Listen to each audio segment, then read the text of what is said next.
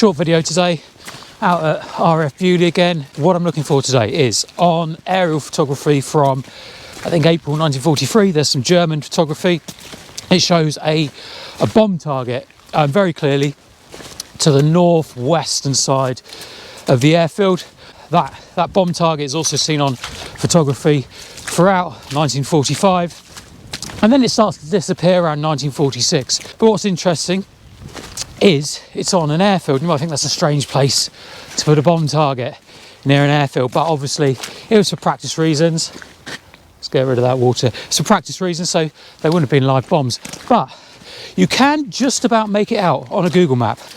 It would have been made from chalk. So when we get out there, I'm going to see if we can just see any chalk on the ground and see any evidence of this old bomb target. But what's also interesting is there's another round circle just up from it. Could be a barrow. And the reason I say it could be is because it wasn't listed on OS maps until post-war, so maybe it was a practice run for the target. I don't know. We'll have a look, see what we see out there. But there's also another interesting thing we might find as well, a white arrow pointing towards the target, which would have shown the planes which way to go. So we're going to go that way. Let's go see what we can find. I'm here. I'm not going to stick around for long because it is absolutely horrible weather, but you can just about make out the concentric rings. If you look here, I don't know if you can see, follow it, almost follow the ring round. This is one of the rings we're following now. As we go around, I think this is the outer circular ring. But what's interesting, if I just step back ever so slightly, we come this way, you can see evidence of how it would have been chalked. There you go. That's the chalk that would have marked it out. I haven't managed to find the arrow, and to be honest, I don't think I really want to. I'm stood on what would have been the bomb target, and these rings are about, let me think, I think they're 90 feet, 60 feet, 30 feet apart. Yeah, so we found it. Do you know what? I'm not going to stick around any longer because it's absolutely horrible. So it's 24 hours later. Yesterday, as you saw, was a complete washout, so I thought I had to come back really and just see if I could get a better view on things. I lost a bit of camera gear. The umbrella got sucked inside out by the wind that I was using to try and protect the technology as well. So yeah, all in all, it's a bit of a failure. So I've come back, brought a tape measure as well, because I'm going to see what the distance are between these rings, because by all accounts, the rings that I'm walking around now, actually, yeah, let's see, you can start to see it better. So the rings that I'm walking around now, and there's that evidence of the chalk that we saw yesterday.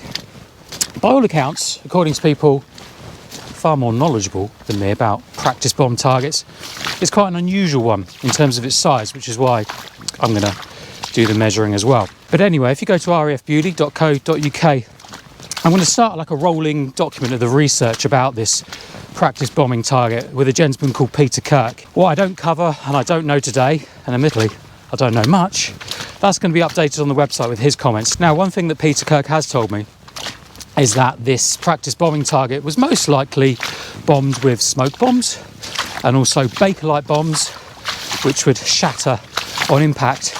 And given the time that the practice bombing target appeared on those aerial photos, and the fact they were still here later in the war, could suggest that the US Air Force would have used them. They had those, the Thunderbolt fighter planes here, so perhaps they dive bombed this target to practice before they headed off to D-Day. So, still going to carry on walking around. You can see the circle of it, and it appears that they would have dug, maybe scored down a couple of inches into the heath and then lined it with chalk, and you can see the chalk evidence underneath the water there. Now, what I would say, if you're ever tempted to come out into the New Forest like this, like I am, and you see things like this, please don't dig, because if you were to, you're disturbing the earth, and I think you're breaking a few bylaws. So don't ever do that, just leave your footprints. So I've just done one of the circles, and I can see where the other one starts. You see it? Here it is. Which way should we go? Let's go this way. Let's go this way. So let's go back on ourselves. But again, look, there's the chalk, which you can see so clearly on the Luftwaffe's photo of the airfield. And then once I've done this one, I might do a bit more measuring and go into the next one until I hit the centre of the target. Look, loads of chalk. It's starting to get dark now, so I thought one last thing. We could check the barrow quickly. What could be the barrow? See if there's any evidence of man-made interference there. And then have a quick look and see if I can find that white arrow that would direct the planes on their practice runs. So here we are, we're just coming up to what is possibly the round barrow. And I think that this is where a lot of confusion, when people have looked at maps in the past, they've probably thought this was a target too. As you can see, it's got this circular ditch that runs around it. And it's a lot more evident from the air.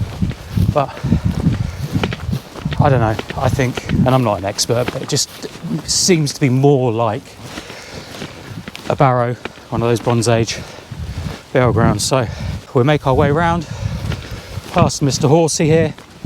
I'll see if I can find the white targeting arrow. Okay, so no sign of the white arrow. Probably a good time to head off. Way too much excitement for one day.